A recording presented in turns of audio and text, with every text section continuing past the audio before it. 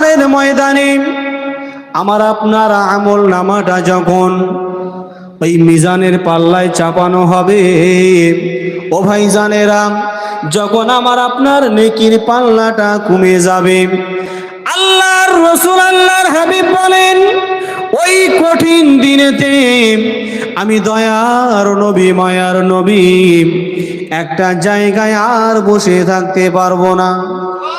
জোরে হবে না সুবহানাল্লাহ?